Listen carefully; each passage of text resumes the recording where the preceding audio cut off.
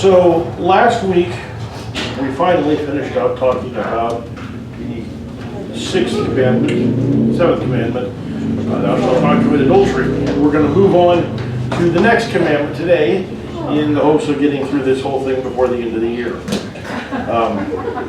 or thereabouts. So let's start off actually with this one in Genesis chapter 27, where we see the story of Jacob and Esau.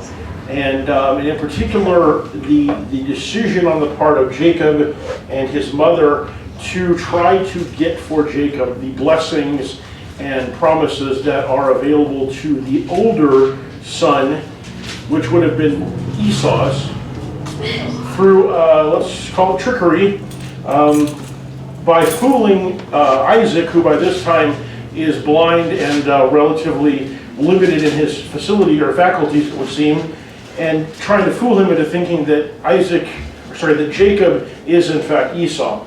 And so we have Isaac is wanting to do a blessing. He sends Esau out to hunt for some wild game to make a stew that he really enjoys. And at the same time, then Rebekah hears that this is happening, and so she tells Jacob to go get a lamb from the flock, and she will make that stew using that lamb. And so then she gets him dressed up in some of Esau's clothes, puts some of the hair or some of the skin actually from the lamb, or from the goat, onto the backs of his arms and the back of his neck, so that he will feel like Esau, because Esau is a hairy man. And good heavens, if you could touch someone and I'm sorry, when you touch a goat's hide, you go, yeah, that feels like like Bob. Bob's got something wrong with him, man. I mean, that's just disturbing that he's that hairy. But anyway, she gets him all done up like that, and she sends him in to try to convince Isaac that he is Esau and to get Esau's blessing. And so Isaac is fooled. Now Isaac he wonders about something, because he said, you sound like Jacob, and he says, no, I'm not Jacob, I'm Esau, and feel me, and here's the stew. And so Isaac eats the stew, and he blesses Jacob as though he were the firstborn, with the blessings of the firstborn, the promises. And the critical thing in this context, for our purposes, is that the most important of all of the promises that he is passing on, or of all of the blessings that he's passing along, is essentially he is giving him the charge of what I have come to call the family business, which is the relationship that Abraham had with God, which is then passed on to Isaac, which is then passed on to Jacob. That relationship passes through Isaac to Jacob instead of to Esau, who would have otherwise been the one to receive it as the older son. And so we might say, well, that seems, it seems kind of unfair. But the truth is that once before, God bypassed who was technically the oldest son in order to give it to Isaac, because Ishmael was not the one he wanted. So in this situation, we can talk about, and we're going to talk about what what Jacob and his mother did. But nevertheless, it's clear from the context of the scriptures that this is what God wants in terms of the outcome, even if the methodology is problematic. Two things, one nonsensical, one maybe applies, but leave it to a lawyer to state what we were all thinking anyway about Esau. Hey, And we also need to remember, older brother, younger brother, these guys were twins. We're talking about minutes of difference. Yeah, so true. Just really, really small difference there. And there was still great deception that went on, but it's not like Esau was 20 years old. Right. And that was neat to see from before how much that Esau did actually bring value to that birthright, because he sold it for a bowl of lentil soup. Yes. He had no relevance to it at all till the moment it came. That's true. And actually, it's worth pointing out too that there are two different issues here, or in this passage here, or in the relationship that we're talking about. There is a birthright, and there is, let me take a look at this for just a second here. There's a birthright and there's a blessing, okay? So what's the difference between a birthright and a blessing? Anybody want to take a stab at it? Birthright, and I don't know if it's been codified at this point, but the older son got a double inheritance. Okay, right. And then the blessing was the the father, as the children, as he was dying, tended to bless all of the children with respective blessings. But again, the elder son or oldest son got a special blessing. Okay. And so the birthright in this case is what Esau sold initially to Jacob. So basically for a bowl of lentil soup, and that happens before this story takes place, he sells, because he comes in from the field hungry and from hunting or whatever, and he wants some soup, and so Jacob says, you know, I'll sell it to you for some soup. Now, my guess is that Esau didn't take that seriously, didn't really think he was actually making that exchange, or more importantly, figured that later on he could just say, no, I didn't say that, and get away with it. But in essence, he sold the right to get a double share to Jacob for the soup. The blessing is the other aspect of it that comes with it, and that is that, as Ken said, that there's usually a greater blessing that's given to the eldest son. Now, like I said, one of the things that's interesting, if you actually go through and look at all of the generations of Abraham's sons, at least through when they become the 12 tribes, in each case, the best blessing is not given to the oldest son. It wasn't given to Ishmael, it wasn't given to Esau, and also wasn't given to Reuben as well. Reuben didn't get a bad blessing. Simeon certainly got worse than he did. But by and large, somebody other than the first son would receive the blessing for a variety of different reasons. And so it's not surprising that this happened. And in fact, given the fact that God has no problem interfering in these affairs to make sure those things do happen, my guess, and I am purely guessing here, but my guess is that had Isaac attempted to give Esau the blessing that he intended to as the oldest son, that he would have found himself unable to do it. And we've seen this before. Balaam, for example, could not prophesy except what God wanted him to prophesy. So there have been times where people were basically forced by God to say what he wanted them to say when it came down to it. So Jacob and Rebekah manipulated the situation to accomplish what ultimately God wanted to accomplish, but we should not confuse the fact that it lined up with God's ultimate goal for being an acceptable thing to do, deceiving and what have you. So, in any event, though, they are able to deceive him. He does give Jacob the best blessing. Jacob already possesses the birthright, although as a practical matter, when you think about the value of that blessing compared to the value of whatever half or 2/3 of Isaac's stuff was, the first of those is really the more valuable of the two by far. So Jacob departs, and then in Genesis chapter 27, starting in verse 30, it says that it came about as soon as Isaac had finished blessing Jacob, and Jacob had hardly got out from the presence of Isaac his father. That would have been an awkward conversation if Esau showed up there and seen his brother wearing, goat skin on his arms and everything else. Anyway, Jacob had hardly gone out from the presence of Isaac his father, and Esau his brother came in from his hunting. Then he also made savory food and brought it to his father, and said to his father, "Let my father arise and eat of his son's game, that you may bless me." And Isaac his father said to him, "Who are you?" That's never a good sign. Now, it's kind of interesting because apparently he had bought into the idea that Jacob sounded like Esau, so when he hears Esau, he no longer thinks that that's what Esau sounds like. And so Esau says, "I am your son, your firstborn, Esau." And Isaac trembled violently and said, "Who was he who then hunted game and brought it to me so that I ate all of it before you came and blessed me? Yes, and he shall be blessed." When Esau heard, excuse me, I have something in the back of my throat. When Esau heard the words of his father, he cried out with an exceedingly great and bitter cry and said to his father, "Bless me even also, O my father." And he said, "Your brother came deceitfully and has taken away your blessing." Then Esau said, "Is he not rightly called Jacob? For he has supplanted me these 2 times. He took away my birthright, and now, behold, he has taken away my blessing." Now, it's interesting because, like I said, I don't think he took it seriously when he sold him his birthright in the first place. But now, faced with the fact that he's lost the blessing as well, I think he realizes that these things are connected. This is not an accident. This is not just something where he said something that he can take back. Clearly, the situation has fallen apart on him. And it's interesting also that he says he took away my birthright when, in fact, he sold him his birthright for very little value, and now he's taken his blessing. And the reason we talk about this, or we mention this going into this, is because today what we're going to be talking about in the 10 Commandments is the commandment against stealing. The title of the sermon, I wrote this quite a long time ago. When I first started developing these I say sermon in the class. When I first started developing these classes, and I don't know where my brain was at exactly, but the title of this one is "And Your Little Dog Too." And it's a reference to the Wicked Witch of the West who's chasing after Dorothy because she wants those slippers. And depending on perspectives, you could argue that Dorothy is in the wrong or that the Wicked Witch of the West is in the wrong, because the shoes belong to the Wicked Witch of the West's sister and were given to Dorothy by another witch who didn't necessarily have the authority to hand out somebody else's stuff. Glinda, yes, thank you. The good witch of the north. Thank you. I didn't pay as much attention to her. So, but it's interesting when you think about it, because it would be funny. It would be kind of like if one of you passed away and somebody who you didn't know just kind of came into your house and started giving your stuff away to people. It's like, well, they don't get to do that, So depending on how you want to look at it, Dorothy is the one that has stolen the shoes, or more likely the witch is the one who wants to steal the shoes from her, but she also makes that comment about, I'll get you and your little dog too. And so it speaks to this kind of evil character that the witch has.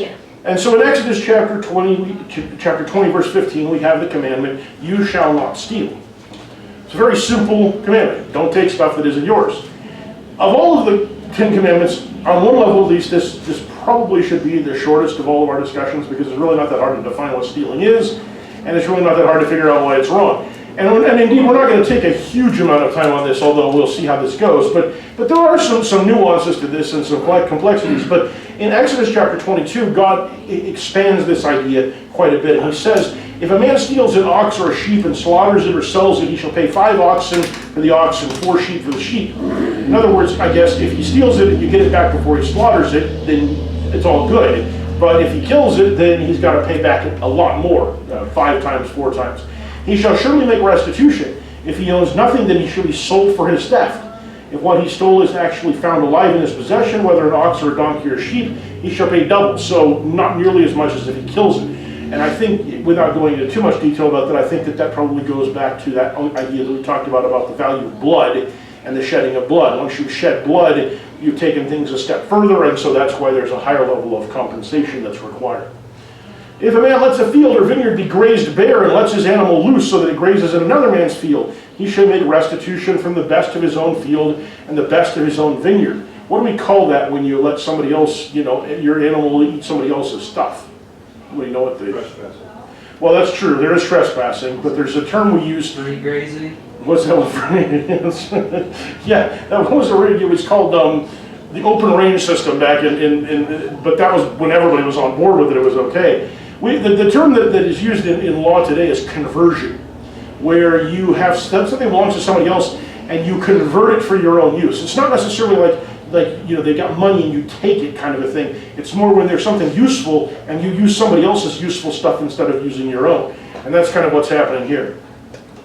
If a fire breaks out and spreads to the thorn bushes so that stacked grain or the standing grain or the field itself is consumed, he who started the fire shall surely make restitution. What does that have to do with stealing? Value of the grain. Okay, so it isn't necessarily that he did it on purpose, but even accidentally causing somebody else to lose stuff, to be taken away from them, is still a problem, and there is still a consequence associated with that. And then he goes on, he says, if a man gives his neighbor money or goods to keep for him and it is stolen from the man's house, if the thief is caught, he shall pay double. If the thief is not caught, then the owner of the house shall appear before the judges to determine whether he laid hands on his neighbor's property. So in other words, if the money is stolen and you can't find the guy who did it, the question is maybe the guy who kept it was the one who stole it. And so we've got to go for a judge and have a judge figure out whether he stole it or whether it was really stolen out of his house. And presumably, although it doesn't go into details, if they determine that he stole it, he has to make it good. If it determines that it was stolen by someone else, then it's not his responsibility, because it would have been just like if it had been stolen from the first guy's house.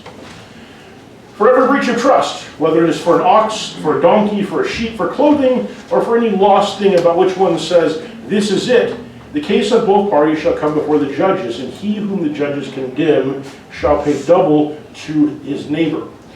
In all cases of illegal possession of an ox, a donkey, a sheep, a garment, or any other lost property about which somebody, by the way, you're dealing with a rural and farm-based community when the main items of property you're worried about losing are ox, donkey, and sheep, right? It's almost no mention of money or, anything like that. It's always just farm animals. But any other lost property about which someone said, this is mine, both parties shall bring their case before the judges. The one who judges declared guilty must pay back double to the other.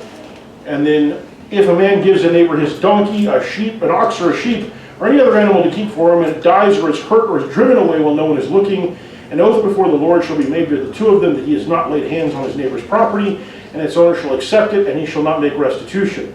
But if it is actually stolen from him, he shall make restitution to its owner. If it is all torn to pieces, let him bring it as evidence. He shall not make restitution for what has been torn to pieces. In modern day contract law, we call that an act of God, and that's usually an exception to having to follow the contract.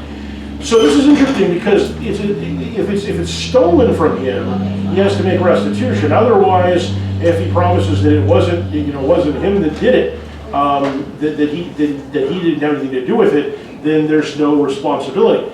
And so it's not clear that passage, that verse is a little unclear, verse 12, where it says, if it is actually stolen from him. Because it's not clear whether what it's saying is if it's stolen from the man to whom it was given to take care of it, or he's saying if that man stole it from the one who had given it to him to take care of. That second interpretation is actually the more logical one in the context of the rest of this, because every other incident where it has been, like if it goes away, when no one is looking, you seem like that is a more serious failure on the part of the person whose job was to take care of it than if it was stolen, where somebody actively came in and plotted and took it from him. And so it's most likely that they're suggesting a situation where we would call it somebody who's been bailee. He's been given this thing to take care of, where he actually is the one who stole it. But in any event, there is a responsibility to take care of this property if you agree to do that. And then finally, if a man borrows anything from his neighbor, and it is injured or dies while its owner is not with it, he shall make full restitution. If its owner is with it, he shall not make restitution. If it is hired, it came for its hire. Okay, so that's a lot of stuff there. What is the underlying theme of all these different things that we've been reading that you see in this? Restitution. Okay, restitution, okay.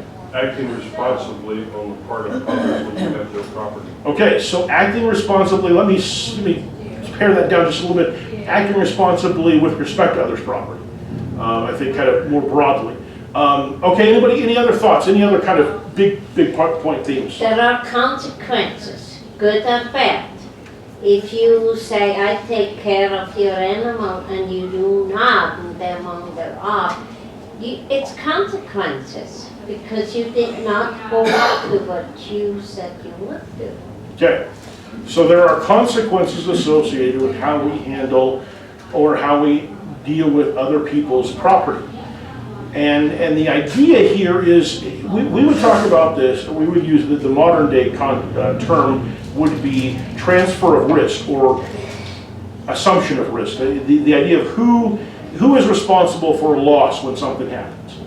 And so, especially in some of those latter ones, it's really kind of exactly what they're getting into is who's responsible when I borrow something from somebody and it gets broken. Versus who's responsible when I lease something from somebody, or who's responsible when somebody gives me something and asks me to take care of it. And we can see right off the bat that there's a difference between those three situations. When you lease it, it's a commercial transaction where the person is getting money for allowing you to use the thing. And that money is something that you think about, like for example, a car rental. Rental car companies rent out cars to people all the time. And they know that one of the consequences of people driving their cars over the long term is going to be what? What's going to eventually happen to those cars? They're going to wear out. Mileage wears your car out. And so eventually, over time, the very fact of actually using the car is causing it to lose value, and ultimately it's going to cause it to completely fail. That's acceptable because that's part of the transaction. And so when we think about it in a much older situation of somebody renting an ox, say, to plow a field, the person renting that ox out, assuming that's something they do regularly, should have valued into that or accounted into what they're charging, that is additional work on an animal that has a finite amount of work that they can do. And so something may go wrong. In that situation, it's on the person who leased the thing out. That's where the loss comes from, assuming it was used appropriately, I'm sure. So we've got that situation. Now, we've got the other two situations where I borrow something or when somebody gives me something to take care of. Say they're going out of town or something like that and they say, I need you to keep my ox at your house and watch over it so it doesn't get stolen while I'm gone for a month. What's the difference between those two situations? Borrowed versus given to care for. If you borrow it, you are initiating it, which would have a different implied level of responsibility than the second one, where you are given something which is initiated by the owner, which is the transference of risk we're talking about. Yeah, yeah, I think, so, and like, the term we use today, when somebody gives you something to seek for safekeeping, it's often, well, we don't use it that much anymore, but in law, the term is bailment. It is a bailment that's been given to you. The bailor is the person who gave it to you. The bailee is the person who's taking care of it. And generally speaking, that is considered it is both an obligation and it is a burden that you're putting on someone. When you say, take care of this for me, which is why, for example, a lot of hotels will say things about, that they won't, some will keep jewelry and stuff in a safe or something, others won't. They're not interested in being responsible for your expensive personal property. Same thing like when you park your car at a lot of places. You'll see the signs, not responsible for any damage or loss or theft that happens to the vehicles. That is them disclaiming any intent to become a bailee, a responsible party for your vehicle, simply because you're parking it on their property. And so a lot of times, if somebody were to come to you and say, I need you to take care of this for me, you might reasonably say, you know what, I don't really feel comfortable doing that. That's way more expensive than anything I've got in my house, and I'm not really in a position to do it. Or in one case, my brother called me up and said, we're going out of town, we need you to take care of our dog, or we'd like to leave our dog with you. And at that point, their dog was this 40-pound, kind of hyperactive, slightly nutcase desert dog. That was a lot of fun, but she was kind of crazy. And I had Nugget, who was blind and not particularly active, and I didn't feel like that was going to be a good mix, so I told him I couldn't do it. Not because I didn't want to, but because it wasn't a good idea under the circumstances. He understood. I think he did anyway. We've still had a relationship, so anyway. But that kind of thing, when somebody asks you to take care of something for them or keep something for them, they are asking a favor from you. When you ask to borrow something, you are asking a favor from them. And so, as we say, as Ken says, you're initiating it. And so there's a higher level of expectation, not only that you'll take care of it better, but also that if something goes wrong, then you're responsible for the loss because you borrowed it for no money, and whereas if something is stolen or is injured or whatever, while you're keeping it for someone else, as long as you were doing your job and watching over it, then you're not going to face the consequences of the loss of that animal. So there's different levels of responsibility we have. But the highest level of responsibility of all is when you take something that doesn't belong to you without permission. Because when you take something that doesn't belong to you without permission, you aren't even giving the other person the option of deciding whether or not they're going to be okay with you borrowing whatever it is or whatever that sort of thing is. You are choosing to take away what they've gotten or to convert what they have for your use or whatever it is.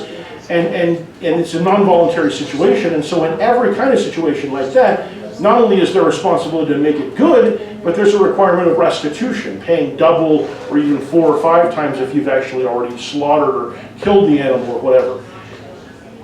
So we have and by the way, the other reason I think there's probably that idea of 4 or 5 times compensation is because if you steal an animal from somebody, you don't really know, there's not any real easy way to attach exactly what the value of that animal is. It might be a really exceptionally hard-working animal or exceptionally valuable animal to the owner, and so taking that away from him or her, it might be hard to make up with just paying it back with a couple of other ones. And so if you get it back, then only having to pay double is not so unreasonable. But if you don't get it back, then it's kind of like, we're going to make sure that they get extra value for what you've taken because we don't have a way of accounting for that. So there's a lot of, what's fascinating to me when you go through and read these is, number one, there's a lot of sort of ticky-tack rules, it seems like, and yet there's a lot of thought that goes into how these rules are set up so that it accounts for some of the things that if somebody like me, a lawyer, might start to say, well, what about when this happens and there's a law? What about when this happens? What about if you haven't thought about this? Well, it seems like God thought about a lot of those things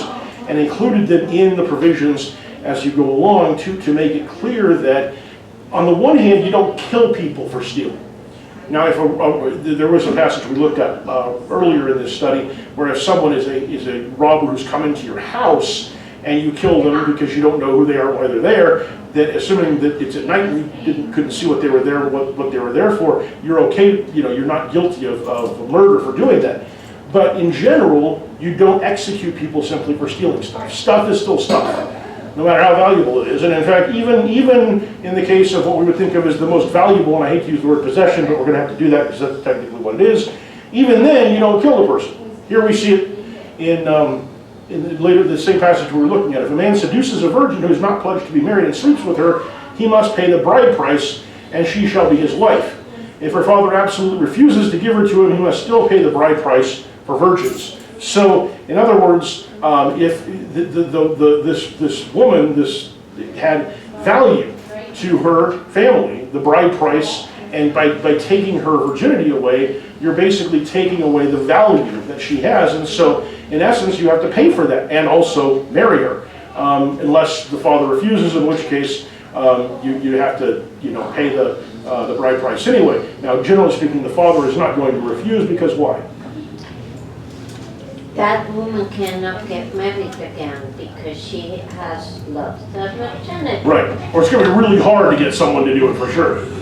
So yeah. So basically, if she doesn't get married, she's just going to stay in her father's household and not be able. He's going to have an extra mouth to feed. So it's better from the father's perspective to go ahead and give the daughter away. Now, that's if she is not pledged to be married. What do you want to think happens when she's pledged to be married? What happens to the guy? False to adultery. Yeah, and so everybody gets killed. Well, not everyone, just the man and the woman get killed as a result of that. So this is a situation where she's property without there being that covenant that we've been talking about in the last lesson. So even in this kind of a situation where we're talking about human beings as having this value, there's still a provision for what happens when you take away that value. What happens when you steal that value away? Okay. So we have some basic principles about protection of property, about the ownership of property, and the right to have property and not have it taken away, not have it spoiled by somebody else. And so we have this sort of this overview of here's what God thinks about this. And again, this comes, and we see God make spiritual applications of this when it comes to his people, when it comes to his stuff. He talks, for example, I believe it's in Malachi, about stealing from God by not giving him the tithe, by not honoring him the way you're supposed to. And so God has a sense of what belongs to him, what belongs to others. And there's no place in the scriptures, despite the fact that there are some who would like to read the teaching of Jesus as being some sort of a socialist manifesto. I'm not saying some of us here, I'm saying outside. There's no place in the scriptures that suggests that individuals shouldn't be able to own stuff, and they shouldn't be able to earn stuff, and shouldn't even be able to be wealthy and successful. And Jesus says, be careful if you're wealthy, because that makes it real hard for you to be one of my disciples. But he never says there's something wrong with it. And he never says that we should, we have an obligation to give everything away, or to not have anything. In fact, Peter says the opposite with Ananias and Sapphira. He says, your stuff was yours, you could do whatever you wanted to with it. You didn't have to sell it and give it to the church. But once you did, you can't come and lie about what you're doing. The lying is the problem, not the fact that you did or didn't give all of what you made from the property. So God does have a sense of ownership and belonging, and just as he values his property, his children, what he has created, he understands that we value what we have. And there's nothing wrong with that, as long as it doesn't become greed and some of those kinds of things. So it's important for us to understand that these principles exist both to protect the individual's right to their property, and also to protect against one of the commandments we're going to talk about a little bit later, about the covetousness. Thank you. Yeah, that you need to have a mindset of what is yours and what belongs to you, and not I want that other thing so much that I'm going to get focused on it. So, in Leviticus chapter 6, God goes a little bit further, or Moses goes a little bit further, and explains some of the other some additional aspects of this. So Leviticus chapter 6, the Lord said to Moses, if anyone sins and is unfaithful to the Lord, notice unfaithful to the Lord by deceiving a neighbor. Remember what David said, only against you I've sinned, even when, in this case, he had committed adultery, had a guy executed by basically default. Still, he sinned against God. If anyone sins and is unfaithful to the Lord by deceiving a neighbor about something entrusted to them or left in their care, or about something stolen, or if they cheat their neighbor, or if they find lost property and lie about it, Or if they swear falsely about any such sin that people may commit, when they sin in any of these ways and realize their guilt, they must return okay, they're barricading the door. I'm not sure what we're getting ready for here, but look out. They must return what they have stolen and taken by extortion, or what was entrusted to them, or the lost property they found, or whatever it was they swore falsely about. They must make restitution in full, add a fifth of the value to it, and give it all to the owner on the day they present their guilt offering. Now this is interesting because we just looked at a passage that says that if the stuff that they took something and they're caught having taken something, they have to make restitution, which is double. So what's the difference between that situation and this situation? Where they only have to make 1/5 of additional restitution. I was going to say, they realize their guilt, they feel guilty, so Okay. they turn themselves in. Yes. So the previous one would appear to be situations where they get caught, as opposed to a situation where they recognize what they've done is wrong, they feel bad about it, and they make it good of their own volition. And there is a huge difference between those two things. And we think about all the times that we have seen some public figure make an apology for the things that they've done wrong only after they've been caught red-handed doing the wrong things. You know, and how rare it is to have someone actually, without having anything, any indication or any evidence coming out or any allegations, just come out and say, look, I'm having a problem with this, and here's what's going on. I'm really sorry that I've been doing this, and I'm doing my best to stop. Every once in a while you see it. You see an athlete or a famous person going to rehab for something where there's really not been any indication publicly that that's been happening. Or you do see it on rare occasions. But most of the time, when we see someone confess something, it's because everybody else already knows about it. Because a lot of people already know about it, and it's going to come out anyway. And so it's hard for us to take seriously the apologies of someone who is only apologizing if and when they've been caught. Whereas when someone says, here's what I struggle with, or here's what's a problem, or here's what I took, or here's what I did, and nobody was going to catch them, then we recognize the legitimacy of that, because you don't have to do it. You chose to do it, and very few people will choose to do things that are harmful to them unless they genuinely feel bad about it. So we have a situation here where somebody recognizes their guilt, and when they make it good and add a fifth to it, then they're good.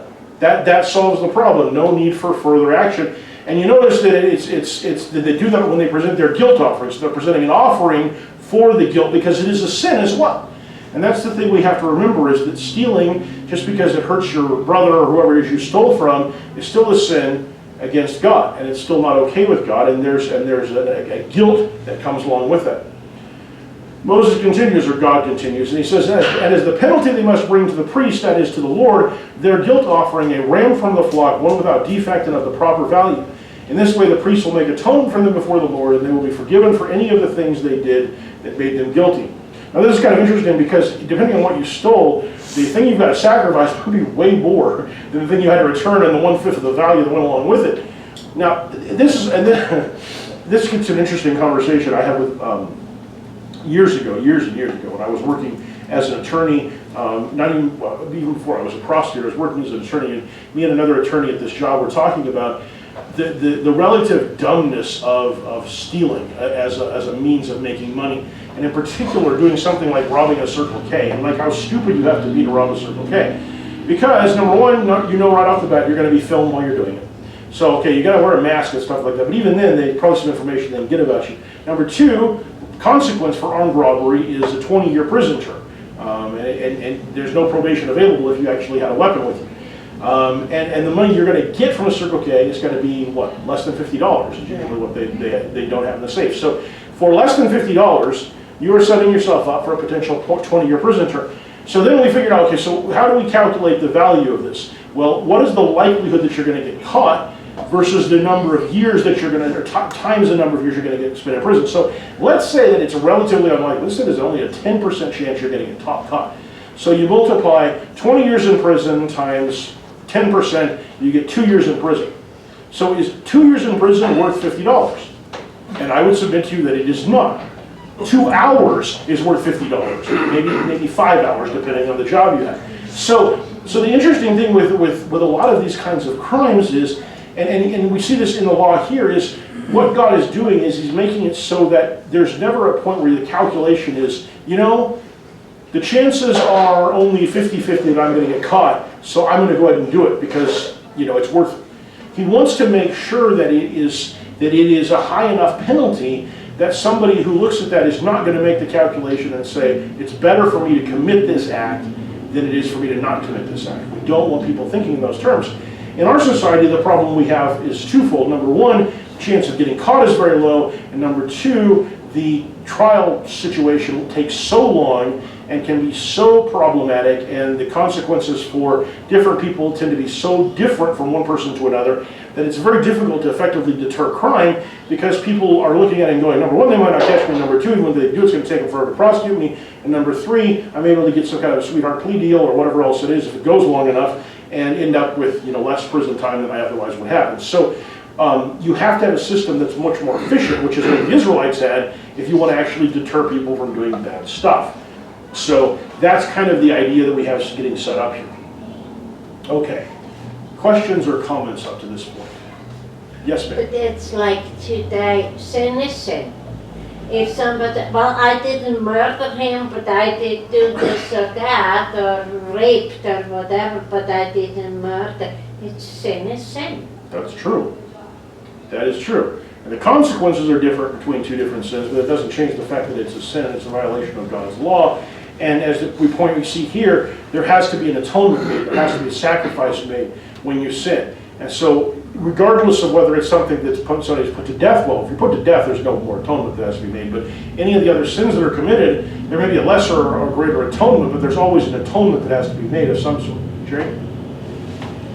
I was just thinking about the one other thing that seems to be important in the Jewish law was how quickly things would happen. That it doesn't take 5 years for someone to go to trial. Yeah. That it is something that if you're going to commit it, everybody knows you've done it, and you're going to be punished immediately. Yes. And that doesn't seem to be happening today. No, well, it hasn't for a long time. There's the principles of deterrence, according to, well, there's a variety of authors who've written about it, but ultimately, most authors identify 3 principles of deterrence. In other words, what you can do to reduce crime through the use of punishment. And it basically says that punishment has to be swift, it has to be sufficient, and it has to be certain, or as close to certain as possible. And the idea is that you have to have the punishment associated with the crime as soon as possible afterwards. You have to have it be something where it doesn't, the early scholars said severe. That's not the right word. Sufficient is a better word, because severe can mean way out of proportion to what the actual crime was, and we're not looking for that. But it needs to be enough. So if somebody, you know, kills someone and you give them a year in prison, that's probably not enough because of the value of the life. On the other hand, if somebody, you know, steals something from you know, a convenience store, pockets a pack of gum, giving them a year in prison is probably too much. So you have to find the right amount. And then certain is the biggest trick, which is that you have to have it so that it is highly likely that if someone commits a crime, they will actually be caught and successfully prosecuted for it. And we fail in all of those in our current system. We fail on the swiftness because trials and events take typically a very long time to carry out. We fail on sufficiency because in many cases we under-penalize, in other cases we over-penalize. We have, and again, because of discretion and because of laws being different in different states, different people can have radically different outcomes for the crimes that they commit. And that kind of, even though that might seem like, well, you know, maybe you're worried that you'll get the worst, the truth is that whenever you randomize something, something kicks in for most people, which is basically the same thing that makes it hard for us to stop gambling if you're playing a slot machine or something, which is the willingness and desire to play the odds, kind of. And so when you say you might get one of 16 different things, that doesn't end up acting as much of a deterrent to people. In some cases, that can even encourage people to do it, weirdly enough. So certainty or sufficiency is not there, and then certainly certainty is not. In most crimes, depending on the nature of the crime, it can be anywhere from a sub 10% conviction rate to a high 90% conviction rate, primarily depending on the crime. And unfortunately, some of the worst crimes are some of the hardest ones to convict for. The interesting thing, for a lot of social criminologists, deterrence had fallen in increasing disfavor as a methodology because of the observation that it doesn't ever seem to work. And of course, the problem is that we don't ever test it under the conditions that we said would make it work. So basically, a lot of criminologists would say, well, it doesn't work, so we shouldn't try to use deterrence to solve crimes. But then something really interesting happened in the 1980s, and that was that after rising vehicle fatalities, particularly ones associated with alcohol, a lot of states, under pressure from Mothers Against Drunk Driving and other organizations, began to pass really tough and consistent DUI laws. And they standardized the methodology for investigating them, they standardized the methodology for prosecuting them, and in most states they also standardized the penalties for doing those things as well.